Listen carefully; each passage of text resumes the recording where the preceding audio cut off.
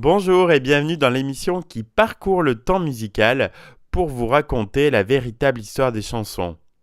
J'attaquerai cette chronique par une question. Que s'est-il passé dans les lycées de Versailles dans les années 90 pour qu'autant de musiciens en soient issus? À l'image des membres du groupe R, d'Étienne de Crécy ou d'Alex Goffer, 3 des 4 membres du groupe Phoenix se sont rencontrés sur les bancs du lycée Hoche de Versailles. On leur doit la chanson qui va nous intéresser aujourd'hui, If I Ever Feel Better, sortie quelque temps après leurs années lycée en 2001. C'est donc au collège que se rencontrent les 3 fondateurs de Phoenix. Leurs parents sont dans l'enseignement, la finance ou l'hôtellerie. Dès l'âge de 10 ans, Thomas Mars Jr. et Dec Darcy pratiquent la musique ensemble. Très vite, Christian Mazzalai se joint à eux. En 1991, il monte officiellement un groupe que rejoint 4 ans plus tard Laurent Brankovitz, frère de Christian. Le Quatuor devient Phoenix en 1997. Il monte alors un label pour s'autoproduire.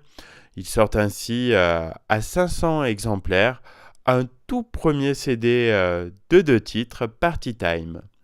Parallèlement, alors qu'ils partagent un appartement, ils commencent à travailler sur un album à la maison, avant de tout enregistrer en studio. Le label Source tente de les convaincre de chanter en français, mais en vain. Phoenix s'attache à conserver ses textes en anglais, considérant que leur musique ne supporterait pas des paroles en français. Peu inspirés par leurs pairs hexagonaux, ils citent juste Gainsbourg et Woolsey, ils revendiquent en revanche d'innombrables influences anglo-saxonnes, des Bee Gees à Prefab Sprout ou Springsteen. Leur premier album sort en juin 2000 sous le titre United et il contient If You Ever Feel Better. La chanson a été écrite et composée par le groupe lui-même et reste à ce jour l'un de leurs plus gros tubes. Avant même sa sortie, le titre est diffusé avec les autres morceaux de l'album sur des platines anglaises, américaines et européennes. Mais la France ne réserve pas un tel accueil au groupe.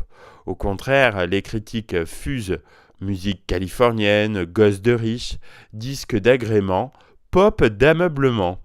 Peu importe, le groupe est vite assimilé à une branche plus rock de la French Touch et passe les 2 années suivantes à tourner à travers le monde, où là, on loue leur qualité de musicien, leur simple percutant ou la finesse de la réalisation.